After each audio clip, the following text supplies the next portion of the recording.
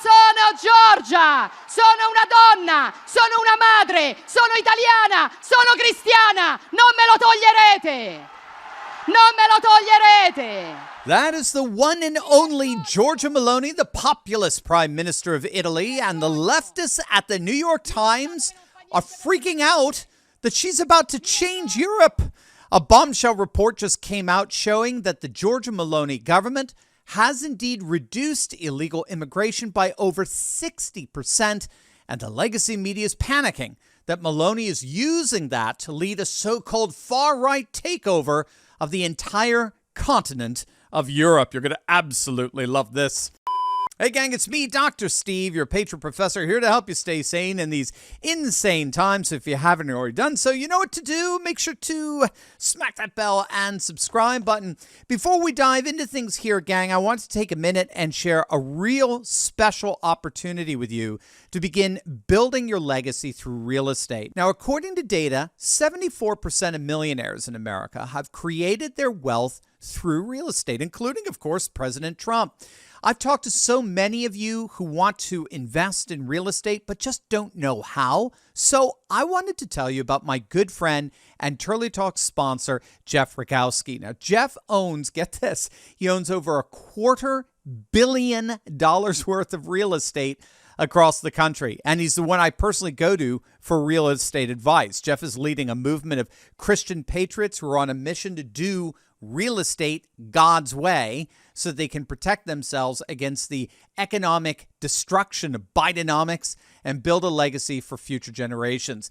Now, Jeff and I will be hosting a free live masterclass this Thursday, September 26th at 8 p.m. Eastern, exclusively for Turley Talkers, where we'll be sharing the keys to multiplying your financial legacy instead of watching it inflate to zero. And a lot of people don't know this, but you don't actually need to have hundreds of thousands of dollars in a bank account or years of experience in order to start investing in real estate. You just need the right education. And that's exactly what you're going to get in this free training. Jeff will be breaking down the exact strategies that he's used to step into financial freedom through real estate. And it's actually a lot simpler than you might think. You're not going to want to miss this. The masterclass will be this Thursday, September 26th at 8 p.m. Eastern. To register, just click on the link below or go to investgodsway.com. Spots are limited, so make sure you do that right now. That's investgodsway.com. It was quite the scene at this year's Atlantic Council Global Citizen Awards Gala in New York City with Elon Musk and Giorgia Meloni as the two main features there. It was as if the populist right was taking over this globalist gala. Argentina's new president, Javier Milei, was there as well. He met up with Elon while Elon was donning a MAGA cap. How do you like that? Just too good. I never thought I would ever see the day that Elon Musk and Javier Milei are hanging out at an Atlantic Council event that has guys like this who show up at these things. Yes, that's Klaus Schwab. He was there as well. Talk about a strange gathering, especially given that Elon and Giorgia Meloni have basically referred to the WEF as evil and Schwab as Satan incarnate. But what happened the other day in New York City is actually starting to become rather commonplace. Simply put, the populist right, or what's often referred to as civilizational populism, is frankly going mainstream. Now, you might remember in the days leading up to Italy's national election back in 2022, when all the polls were showing that Giorgia Meloni's Brothers of Italy party, they were going to win in their parliamentary elections. The woke media had a temper tantrum. I mean, they were warning of the far-right evils to come as soon as Meloni took power. This was fascism returning to Italy. Imagine what their reaction is now to Meloni getting a Global Citizen Award from this globalist organization and presented to her by none other than Elon Musk himself. Well, unfortunately for the stigmatizers in the far-left media, Giorgia Meloni has established herself as the single most popular prime minister of all of Europe. And that popularity was confirmed last June when Meloni's Brothers of Italy party swept the European elections, the elections for the European Parliament, garnering 30% of the vote, which in a multi-party system is huge. One in every three Italians voted for someone in the Brothers of Italy party. And now we can see why. It's being widely reported that Italy's illegal immigration has plummeted by 64% under Meloni. Now, this news comes after there was some real concern over the last couple of years that Meloni was allowing illegal migrants who show up at ports like Lampedusa, the Italian island.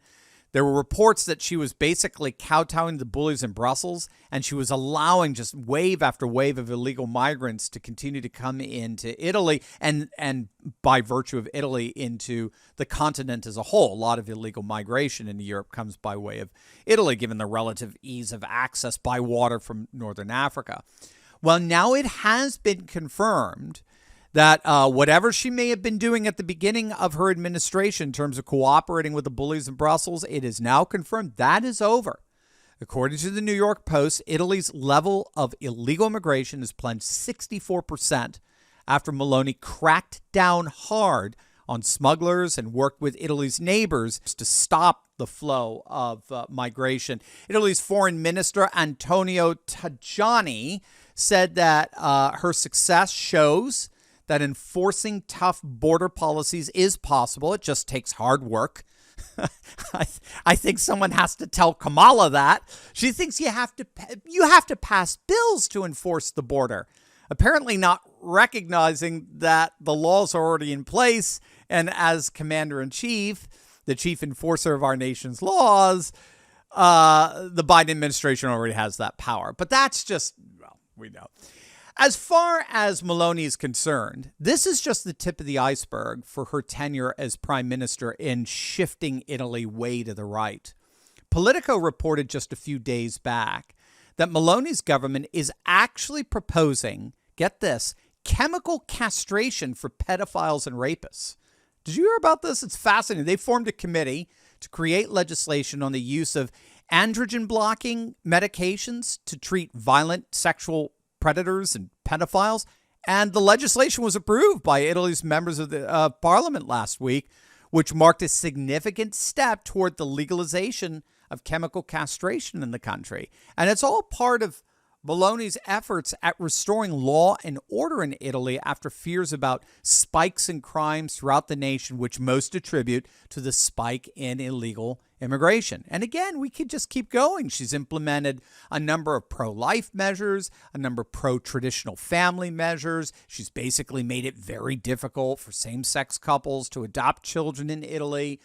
Italy is really going through a conservative renaissance in many respects, and the New York Times is freaking out over it. And the legacy media is panicking that Meloni is leading a so-called far-right takeover of the entire continent of Europe. In other words, they're concerned that her popularity, both personal and policy, is setting the stage for more and more European countries to join in on this conservative renaissance. In other words, as it turns out, populism is popular. Now, what is this right-wing takeover that the New York Times is freaking out over? Well, in a word, it's simply called civilizational populism. Or I guess I should say in a term, it's called civilizational populism. And what makes civilizational populism unique is that it goes way beyond nationalist sentiments, okay? Civilizationalists are certainly concerned about their own national sovereignty, don't get me wrong. But they recognize that the enemy is not another nation. This isn't Italy having an issue with Spain or France. Meloni recognizes that the threat to Italy's sovereignty is the same threat to the whole of Europe. And that threat is not a nation. It's a civilization, most particularly Islam. Take a look.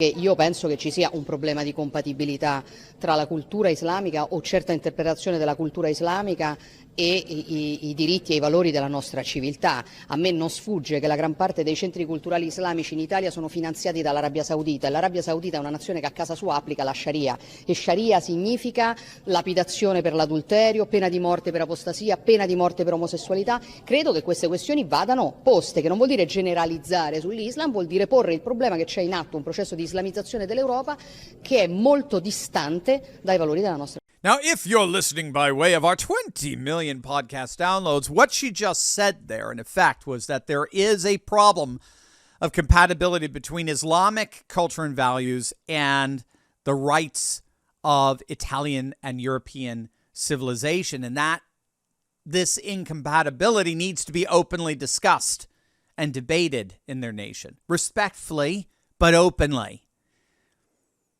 It needs to be discussed how Islamic civilization is indeed incompatible with the values and rights of our civilization. That's, in effect, what she just said there.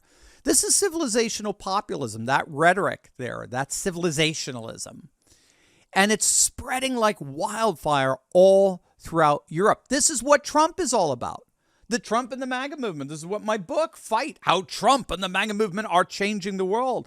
That's what this is all about. It's all about how civilizational populism is taking over the world, and that the Trump and MAGA movement, let me get that a little more centered. There we go. Trump and the MAGA movement really are just our own unique American form of this nationalist populism. And it's the wave of the future. There's simply no stopping it. Globalism is unraveling. It's collapsing. And more populations are returning back to nation, culture, custom, and tradition. Civilizational populism is rising, all as globalism is falling. And even the New York Times is freaking out over it.